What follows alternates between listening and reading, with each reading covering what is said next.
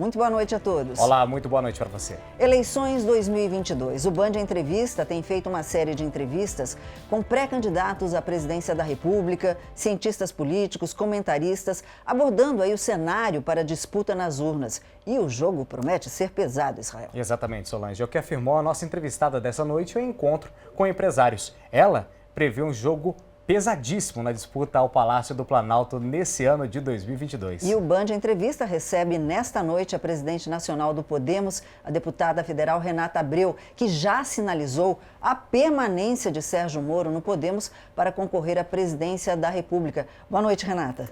Boa noite, Sol. Boa noite, Israel. Uma alegria estar aqui com vocês no Band Entrevista, viu? Bom, antes da gente falar da região e falar das propostas aí do partido, é a pergunta que todo mundo tem feito. Moro realmente fica no partido? A senhora comentou numa entrevista, né, que o Supremo Tribunal Federal está aí meio assim, meio assado com a candidatura, com a pré-candidatura de Sérgio Moro. Ele realmente fica no partido? Ele realmente vai disputar essas eleições? Vai. O Sérgio Moro escolheu o Podemos por uma afinidade ideológica. Nós que estivemos ao lado dele em todos os momentos, na luta, no combate à corrupção, com o fim do foro privilegiado, que é um projeto do senador Álvaro Dias, na prisão em segunda instância. Tentamos segurar o esvaziamento do pacote anticrime, a retirada do COAF do Ministério da Justiça. Então ele veio para o partido por uma afinidade de ideias e aqui é onde ele se sente acolhido e está protegido para ser candidato. Deputado, além do combate à corrupção, que é o forte do ex-juiz Sérgio Moro, ex-ministro também, quais os planejamentos alinhados junto ao partido que a senhora preside? Nós temos uma série de bandeiras que foram construídas a 10 mãos, ouvindo especialistas e compreendendo os problemas do Brasil, que são muito diferentes. O Brasil é uma nação muito ampla e o problema de uma região é muito diferente do outro. Então nós temos como pilar, primeiro, a educação como uma ferramenta que transforma uma nação. Isso é uma das nossas bandeiras e está vinculado ao projeto de Sérgio Moro. O combate à pobreza de uma forma inteligente. E aqui é importante se fazer uma ressalva. Estive hoje no Centro Tecnológico, por exemplo, e uma política pública, por exemplo, de formação de programadores no Brasil, você tem hoje em uma empresa mais de 15 mil vagas em aberto. Sim. Então você precisa criar políticas públicas não só de transferência de renda, mas inteligentes para combater a pobreza que infelizmente tem tomado conta do nosso país. Por falar em pobreza, como é que o partido pretende acabar com a pobreza no país, já que o país está sem dinheiro? Olha, a primeira coisa é a gente resgatar a credibilidade do país. Isso é muito importante. Os investimentos estão sendo drenados para fora do Brasil, né? A nossa imagem lá fora está muito prejudicada por causa das políticas ambientais que muitas vezes, numa era de sustentabilidade e de responsabilidade social e ambiental que as empresas têm, o Brasil fica sendo colocado de lado. Existem, inclusive, países que estão sabotando os produtos brasileiros por causa dessa imagem que está sendo consolidada no mundo afora. Mais empresas vindo para o Brasil, mais investimentos chegando aqui, são mais empregos gerados. E, com emprego, naturalmente, você diminui a pobreza no país. Uma segunda coisa são as políticas de transferência de renda, que são importantíssimas num país com alta desigualdade social. Mas, mais do que isso, é criar uma força-tarefa de combate à pobreza que compreende as peculiaridades do porquê. Porque a pobreza de São Paulo é diferente da do Ceará, que é diferente da Bahia, as razões da pobreza são diferentes. Então é muito importante você compreender essa realidade, fazer um diagnóstico bem específico, levando em consideração essas diferenças regionais e aí sim aplicar políticas públicas inteligentes, criativas. De que forma que o ex-ministro Sérgio Moro, e agora pré-candidato à presidência da República, vai trabalhar para tentar diminuir o preço dos combustíveis aqui no Brasil? Olha, todo o plano de governo do Sérgio Moro está sendo desenvolvido com especialistas. Isso é uma coisa que ele faz questão de cuidar pessoalmente. O Pastore é o coordenador do plano e um grupo de especialistas de diferentes áreas tem participado para criar um projeto de nação. Sim. Não é uma proposta jogada simplesmente. Precisa ser considerado todos os eixos e vinculados à economia. Porque muitos candidatos nessa hora apresentam projetos populares, mas que na hora de se viabilizar não é possível por causa de orçamento. Então é importante que se crie um projeto de nação, um projeto de país, que compreenda os problemas do Brasil como um todo e ofereça uma solução ampla. E é isso que está faltando hoje no governo atual. Bom, o ex-ministro Sérgio Moro, ele foi tido no início da operação aí Lava Jato como o xerife da justiça, né? Quando se falava em corrupção, combate à corrupção, a figura que vinha ao brasileiro é a imagem de Sérgio Moro. Como é que o Sérgio Moro, pré-candidato à presidência da República, pretende combater essa corrupção? E eu já junto uma outra pergunta. A intervenção do STF nesse combate, como é que a senhora vê? Olha só, o combate à corrupção faz parte do DNA de Sérgio Moro. Né? Quando se fala, como você disse, em combate à corrupção, já vem a figura do Sérgio Moro.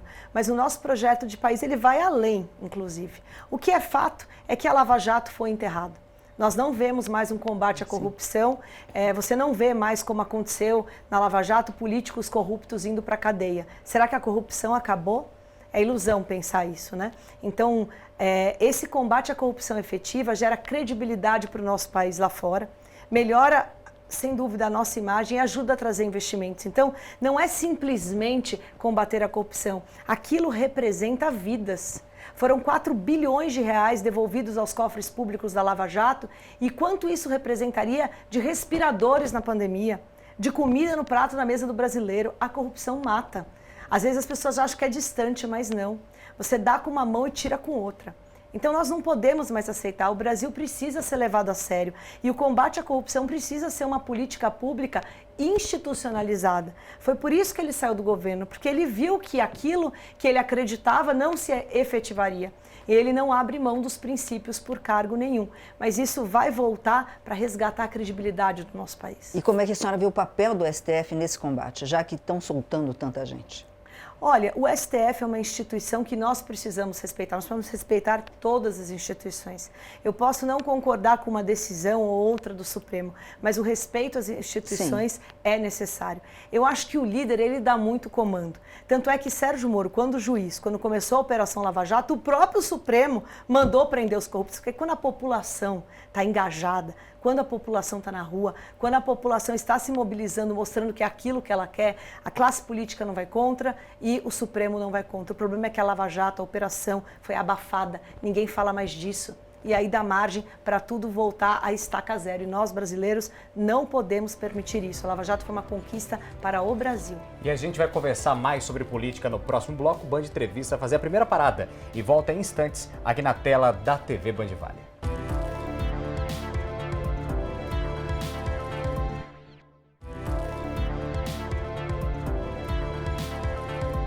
O Band Entrevista dessa noite recebe a presidente nacional do Podemos, Renata Abreu. Propostas do partido para a disputa rumo ao Palácio do Planalto, também a escolha por Sérgio Moro na disputa da presidência da República. Solange Moraes. Deputada, eu gostaria de fazer uma pergunta com uma palavra para a sua análise. Fundão. O Podemos foi um dos partidos que foi contrário ao aumento do fundo eleitoral, é importante ficar claro. Nós somos favoráveis ao financiamento público porque fomos contrários ao financiamento privado. O financiamento privado teve um impacto gigante, inclusive na própria Lava Jato, e eu acho que o financiamento público ele gera um equilíbrio e mais transparência. Agora, o aumento como aconteceu, e era uma só palavra, né? Falei muito. Não. Eu falei em uma só palavra, pergunta, mas ok, o aumento como aconteceu, não. Não, fomos contrários. Deputada, a gente está chegando já naquele clímax antes das eleições. O deputado Sérgio Moro, em algumas pesquisas, apresenta de 4... o ex-ministro Sérgio Moro, perdão, apresenta de 4 a pelo menos 6 pontos percentuais e como o quarto a terceiro lugar nas pesquisas. Qual é o incentivo e a estratégia a partir de agora para chegar a brigar contra Jair Bolsonaro e também o ex-presidente Lula, deputada? Na verdade, Israel, a maioria das pesquisas ele larga com 10%. Então é 10% a 11%, né? E isso é um percentual muito considerável. Quando você tem 40% dos eleitores que não querem nem um extremo e nem outro. Isso é o que dá as pesquisas. Você largar com 10%, isso é muito forte. Pensando que todos os outros candidatos já foram candidatos ou têm mandato de alguma forma. Sim. Um é governador de São Paulo, o outro é presidente da República. Sérgio Moro foi um homem que foi atacado durante 1 ano pelos dois lados e não pôde se defender neste 1 ano, porque ele estava com um contrato privado que não permitia que ele se posicionasse politicamente. Da Álvares Marçal. Isso. Portanto, ele tem 10% quieto, né? A campanha nem começou ainda. E a maioria dos eleitores não estão falando de política. E a senhora acha que ele consegue embalar daqui para frente no decorrer das eleições? Eu acredito muito nisso. O Sérgio Moro é um homem preparado, que consegue falar sobre economia, sobre pobreza, um homem disciplinado, sério. E as pessoas estão cansadas de briga. O brasileiro não aguenta mais essa briga toda. Nós queremos que os problemas sejam resolvidos. Nós queremos um presidente sério, alguém que nos dê orgulho, que nos represente lá fora. E Sérgio Moro representa esse sentimento que está no coração dos brasileiros. Por falar, o brasileiro está cansado, o brasileiro está cansado e precisa de saúde, né? De que forma, por exemplo, o partido pretende retomar a saúde desse país? Nós tivemos aí, por exemplo, quase 5 bilhões para o fundo eleitoral e quase 635 milhões, olha a diferença, 5 bilhões, quase 635 para Anvisa. Ou seja, em plena pandemia, olha só a diferença aí do tamanho desse dinheiro. É verdade, Sol. E assim, o que falta muito no Brasil são bons gestores. E isso é muito importante. O orçamento do governo federal ele foi sequestrado pelo Legislativo. Você vai no ministério hoje, um prefeito vai no ministério hoje e ele ouve do ministro, você precisa buscar um deputado federal, um senador, porque eu não tenho verba discricionária. Isso é sério, porque não existe um planejamento público nacional das prioridades do Brasil. O orçamento é entregue para o Legislativo para atender bases eleitorais de parlamentares. E aí eu te pergunto, e aquela região que não tem um deputado, que não tem um senador? Como que ela fica? O Brasil precisa ser pensado na sua dimensão. É importante ter um planejamento orçamentário que atenda às necessidades do Brasil como um todo. Você pode separar uma parte para governabilidade? Pode. Mas o orçamento, a sua maioria, tem que ser desenvolvido e pensado de forma a atender às prioridades do Brasil como um todo. Como não existe esse projeto, esse orçamento foi sequestrado. E aí a saúde pública acaba, de fato, sofrendo muito, principalmente as regiões que não têm essa representação. Então, nós precisamos de gestores sérios. Não dá para entregar um ministério para um partido político e tudo só sair de lá porque tem um parlamentar daquele partido. Isso não pode acontecer. Um bom gestor faz toda a diferença e é isso que o Brasil precisa. É eleger menos políticos simplesmente simpáticos que batem nos nossos ombros e dão um belo sorriso e mais pessoas sérias. Reavaliar, o SUS, de repente? O SUS é uma conquista do povo brasileiro. É um sistema muito inteligente e que pode, sem dúvida, ser aprimorado para ser mais eficiente, colocar tecnologia para ter mais dados, para otimizar o serviço público da população. Uma boa gestão é capaz de fazer isso. De que forma que o ex-ministro Sérgio Moro está trabalhando no colégio eleitoral mais disputado do Brasil hoje, que é o Nordeste brasileiro? Olha, inclusive nós viemos de lá, né, na semana retrasada, fizemos Ceará, Pernambuco, Piauí, também descemos para o Espírito Santo. Então nós estamos viajando todo o Brasil, levando esse projeto.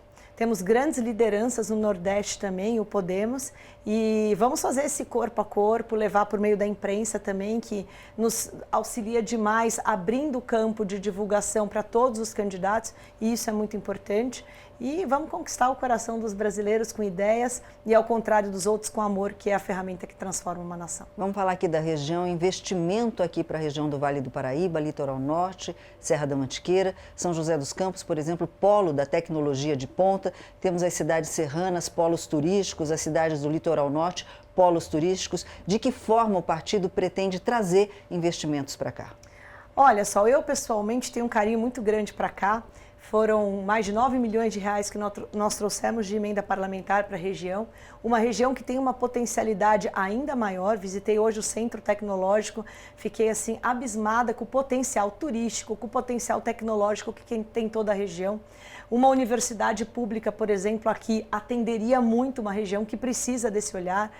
Potenciais turísticos de dar inveja para o mundo. E isso precisa ser trabalhado quando você conhece os problemas da região e consegue criar essa política pública ampla, como eu te disse. Né? Então, tem necessidades específicas da região que podem ser trabalhadas quando você conhece os problemas do Brasil, e o turismo, como você disse, é a forma mais rápida de você trazer investimentos para o Brasil como um todo. Ainda mais com a nossa moeda desvalorizada do jeito que está, o que custa para um americano, para um europeu vir para o Brasil é de graça. E por que eles não estão aqui? Porque existe uma consciência de patriotismo que eles estão gastando dinheiro no país deles. O brasileiro, quando tem oportunidade, ele vai gastar nos Estados Unidos, é um erro nosso. Aqui nós temos potencialidades turísticas de dar inveja para o mundo. E nós, brasileiros, precisamos mudar esse comportamento e fortalecer os nossos polos turísticos, da qual essa região também se encontra. Deputada, a gente vai continuar falando sobre isso daqui a pouco no próximo bloco. Mais uma parada, o Band Entrevista volta em instantes. Deputada Renata Abreu, ao vivo aqui nos estúdios da TV Band Vale.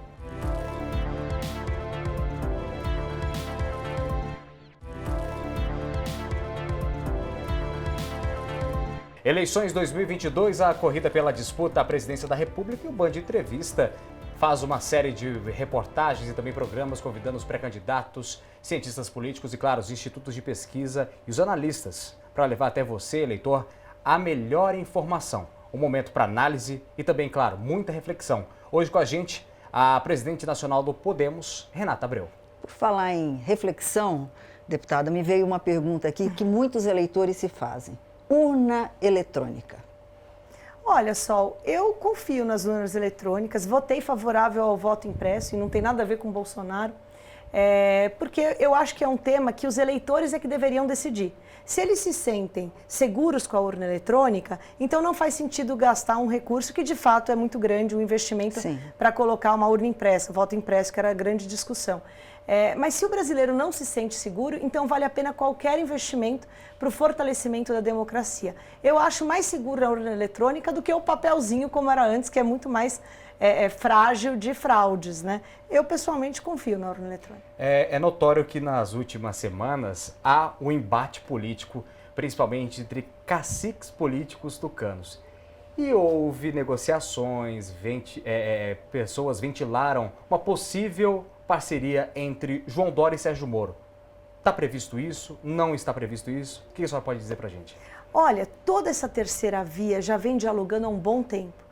Nós tínhamos reunião mensal com todos os presidentes de partido, eu, Bruno Araújo, Baleia Rossi, o Bivar, o ACM Neto, e nós estávamos mantendo aquilo mensalmente. Com o prazo de filiação, todo mundo se volta ao Brasil para terminar as filiações, mas vamos voltar essas reuniões com todos os candidatos para tentar uma convergência dessa terceira via.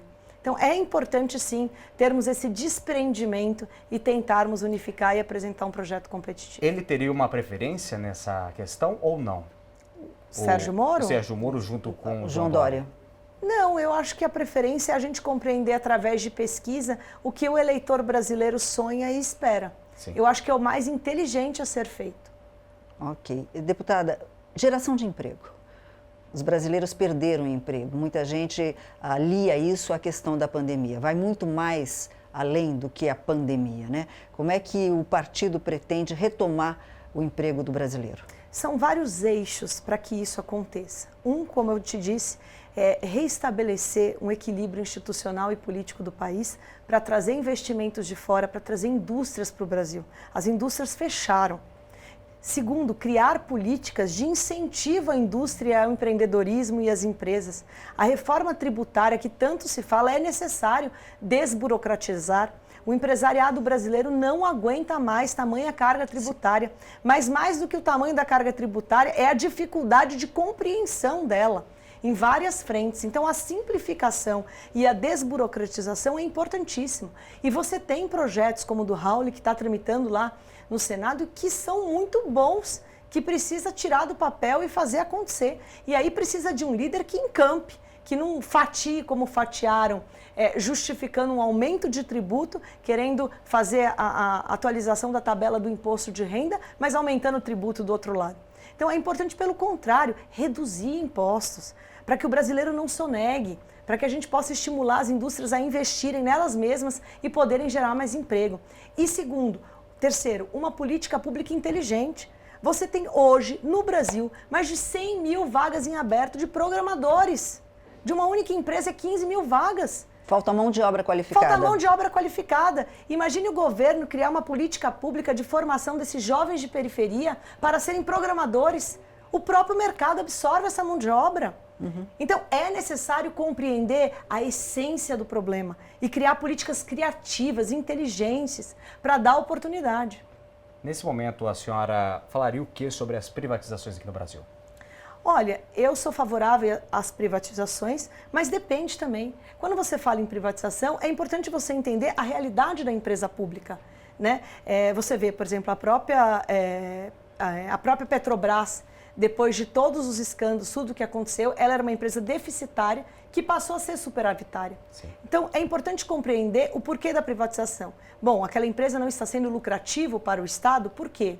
E é natural que você tenha setores estratégicos no Brasil que precisam ser preservados para a nossa autonomia, né? E isso não pode... Você vê, na pandemia mesmo, o Brasil teve um estado que comprou respiradores e que ficou barrado nos Estados Unidos.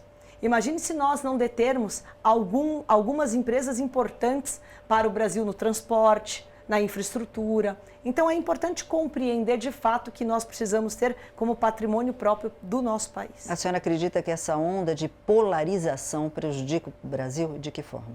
Muito. Não se debate mais os reais problemas do Brasil. Fica uma briga ideológica de direita ou esquerda e o que o Brasil precisa é ir para frente. O que o brasileiro quer é ver os seus problemas resolvidos, é ver uma saúde pública de qualidade, é ver a escola para o seu filho funcionando, é ver emprego para a população. Chega do debate ideológico, ninguém aguenta mais isso. O Muro de Berlim já caiu faz tempo e as pessoas estão discutindo direita ou esquerda. Eu não consigo me conformar com isso. Então falta um pouquinho de gestão mesmo. Sabe? Eu acho que a polarização, as brigas não levam o Brasil para frente. Independente de eu ser mais de direita ou mais de esquerda, o nosso objetivo é o mesmo, é ver um Brasil melhor para os nossos filhos. É por isso que a gente mora nessa pátria, é por isso que a gente acredita no Brasil, é por isso que a gente mora aqui. Então é importante juntar essas pessoas boas. Em nossos filhos, Dona Maria, não esqueci da sua pergunta, vou fazer agora, tá? Aposentados, o que pode esperar?